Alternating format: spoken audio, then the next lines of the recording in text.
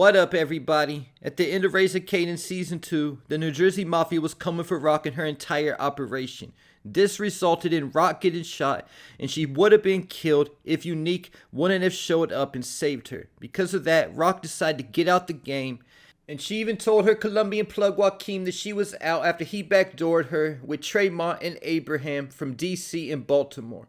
Raq told Unique that she didn't know what was next for her, but whatever it wasn't out in these streets, that it wasn't worth it for her anymore. Then a few days later, after Marvin took out Sal Bocelli and Raq was finally free, she told Unique that her next move was to figure out how to wash all the money she had left over, that it was just collecting dust in a storage unit.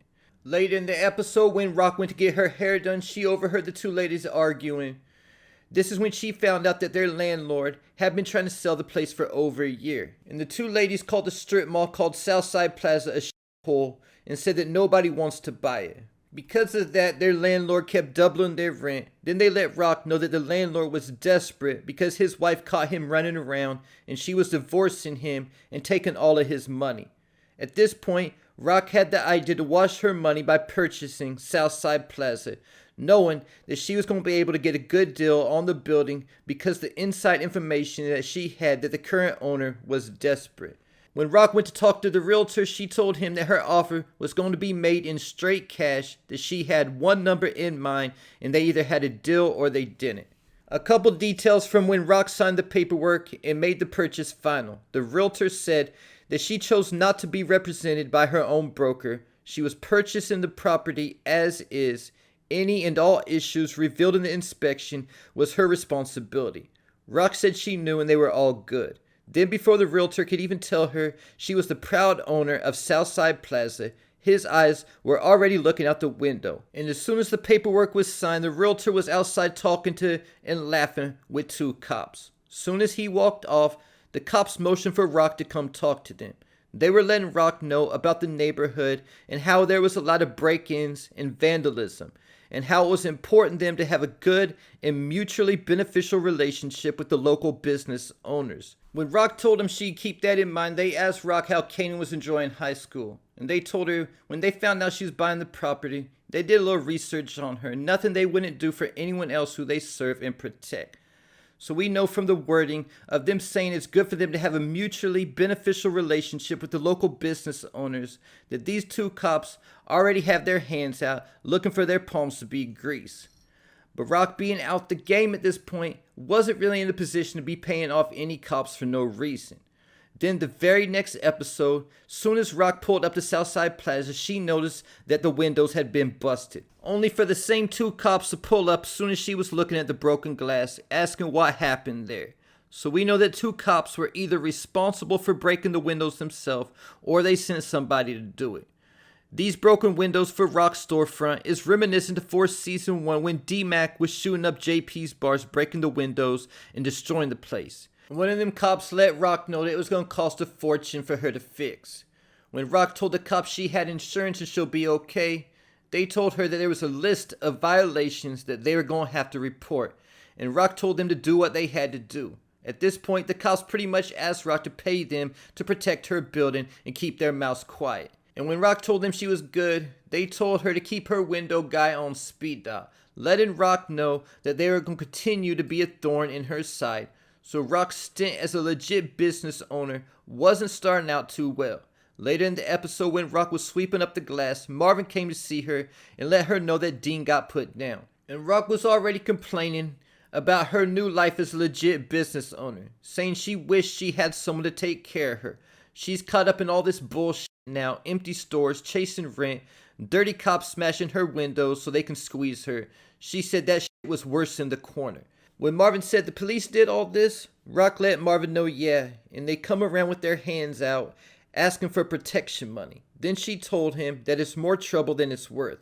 But things only were about to get worse for Raq. Not too much longer after this, the salon had a pipe burst, and water was everywhere.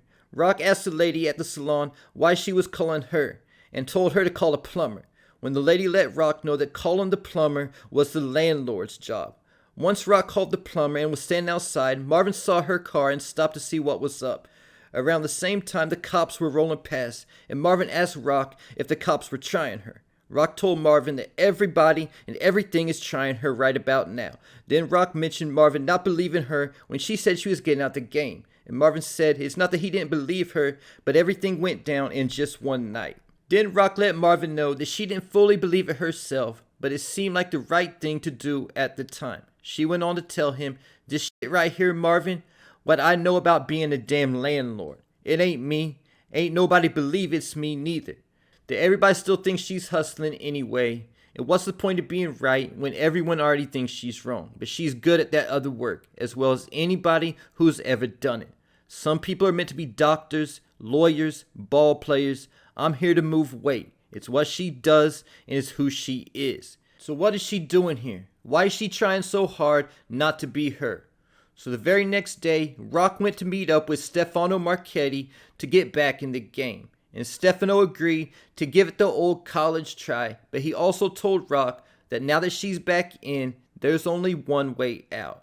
And we didn't hear much more about those dirty cops or Southside Plaza after that because Raq was trying to get her real business back up and running, in addition to having issues with both Lou and Kanan she had to handle, and finding out the cops were investigating into her brother Marvin. But we do know that these two dirty cops will be returning in season 4 because the teaser shows Raq handing them an envelope, I'm guessing what is full of money, finally deciding to play ball with these dirty cops now that she has money coming in from her other thing. So will Raq only be paying off these dirty cops to stop messing with her building and to protect it from anybody else messing with it? Or will she be trying to get information out of them also? Because now that Howard is dead, she doesn't have anybody inside at the NYPD to help her and give her information. Keep in mind that Raq has never minded using the cops to do her dirty work for her. In season 1, she gave Howard a tip about unique shipment in an attempt to get rid of the competition. Lobos once told Ghost and Power that the NYPD should pay more because information is so cheap. We then saw Ghost turn around and pay off a couple detectives who were threatening to shut Truth down when the girl overdosed off the bad coke in the restroom. But those cops did later on come and shut Truth down at the end of season 1 after the shooting when Pink Sneakers shot Holly by accident when she was trying to kill Ghost.